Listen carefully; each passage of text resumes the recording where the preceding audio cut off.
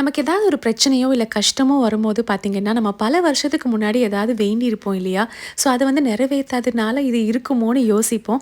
அந்த மாரி தான் நான் பல வருஷத்துக்கு முன்னாடி வைத்தீஸ்வரன் கோயிலுக்கு வரேன்னு வேண்டியிருந்தேன். ரொம்ப வருஷமா அது போகவே முடியல. ஸோ நமக்கு ஏதாவது பிரச்சனை வரும்போது தான் இதனால இருக்கும்னு யோசிச்சுட்டு, சடனா வந்து வைத்தீஸ்வரன் கோயிலுக்கு பிளான் பண்ணோங்க. ஸோ நாங்க தங்கியிருந்த ஹோட்டல் தான் இது. ரொம்ப நல்லா இருந்துச்சு. சதாபிஷேகம் ஹோட்டல். அங்க நல்லபடியா தரிசனம் முடிச்சதுக்கு அப்புறமா சிதம்பரம் போயிருந்தோம். ஸோ அங்கேருந்து பார்த்தீங்கன்னா 20 மினிட்ஸ் தான். ரொம்ப வருஷம் கழிச்சு இந்த கோயிலுக்கு வரேன். ரொம்ப சூப்பரா இருக்கும். கோயில் வந்து பார்த்தீங்கன்னா, அவ்ளோ அழகா நல்லா பெருசா இருக்கும்.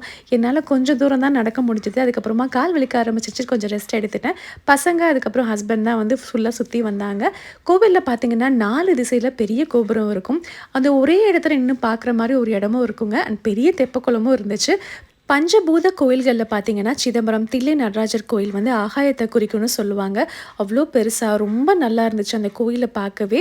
அங்க பார்த்தீங்கன்னா, நல்ல கிளைமேட்டும் நல்லா சில்லுன்னு மழை சாரலோட அவ்ளோ நல்லா இருந்தது. ஸோ அங்க வந்து நல்லபடியா தரிசனம் முடிச்சாச்சு. என்ன நாங்க போம்போது பார்த்தீங்கன்னா, கொஞ்சம் லேட் ஆயிடுச்சு. 11:30 ஆயிடுச்சு. 12 மணிக்கு நட சாத்திருவாங்கன்னு சொன்னாங்க. ஸோ அதனால சீக்கிரமா வந்து சாமிய பார்த்துட்டு வர மாரி இருந்துச்சு. இவ்ளோ தூரம் வந்துட்டு பிச்சாவரம் போலேன்னா எப்படியா? ஸோ அதனால அதையும் பார்த்துரலான்னு போயிட்டோம்.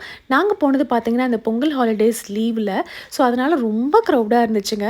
உள்ள போகும்போதே பார்த்தோம், அவ்ளோ கார் நின்னுட்டு இருந்துச்சு. ஸோ எப்படியும் வந்து பார்க்க முடியாதுன்னு நெனச்சோம். அப்புறம் அங்க போய் கேட்கும்போது பார்த்தீங்கன்னா, வெயிட்டிங் ஹவர்ஸ் பார்த்தீங்கன்னா 3 ஹவர்ஸ் குடுத்தாங்க.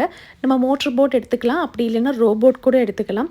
மழை வந்து கொஞ்சம் தூறிட்டே இருந்ததுனால ரோபோட்ஸ் எல்லாமே கேன்சல் பண்ணிட்டாங்க. ஒன்லி மோட்டார் போட்ஸ் மட்டும் தான் இருந்துச்சு.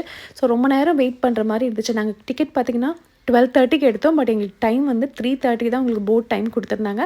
ஸோ அதனால பக்கத்துல இருக்க ஹோட்டல்ல போயிட்டு சாப்பிட்டோம். அங்க நெறைய சீ ஃபுட்ஸ் வந்து நல்லா இருந்துச்சு.